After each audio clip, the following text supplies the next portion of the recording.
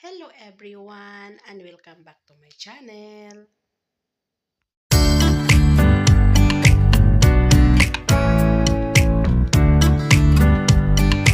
Hello ulit everyone, and for today's video, ang pag-uusapan po natin ay yung tanong ni Kabayan. Ang tanong ni Kabayan is magkano daw po yung sahod ng Moroccan dirhams to peso. So, nasagot ko na po to sa isa kong video, pero dahil po sa kay Kabayan is magpo-focus tayo sa convertation ng Moroccan dirhams to peso. So, ang sagot ko po sa iyo kabayan is nakadepende po sa rate. Kasi ang rate po ng Moroccan dirhams ay nagra-round ng 5 5 dirhams, 5 dirhams, 5.1, sometimes po umaabot ng 5.2, ganun po. So, nakadepende po yan sa palitan. At nakadepende din po, sabi ko nga sa isang video, is nakadepende kung saan kayo nagpapadala. Like um, kung dito kayo sa mga kapwa nating kababayan dito sa Morocco is may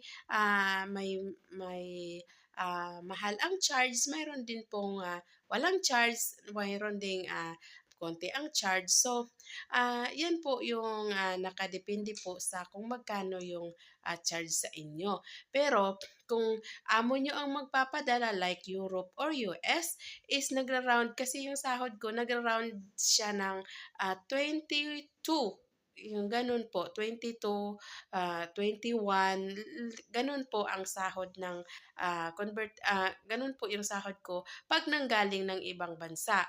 At kung hindi ko pa kasi na-try yung nanggaling dito sa kapwa natin kababayan. Pero yung may kasama po ako dito, kapitbahay ko, is nagra-round lang po ang kanya ng 19.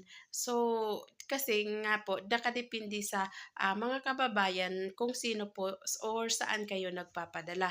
Mayroon naman po dito yung nagpapadala na wala pong pinabawas na charge. So, kung nandito na po kayo at kung magpapadala kayo ng pera, is mas better po kung yung si amo yung magpapadala sa inyo dahil siya po ang nakakaalam at pinapadala po nila yan galing ng ibang bansa or depende dito sa Morocco, bank to bank po, galing sa bangko nila papunta sa iyo.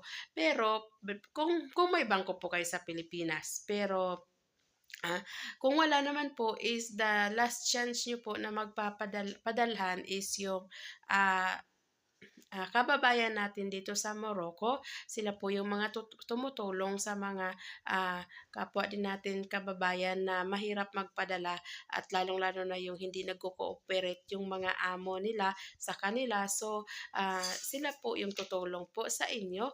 So, ang sagot ko po dyan kabayan is nakadepende sa kung saan ka nagpapadala at kung nakadepende rin sa amo kung may mga amo kasi rin na galante. So, nakadepende kung kanino ka nagpapadala at kung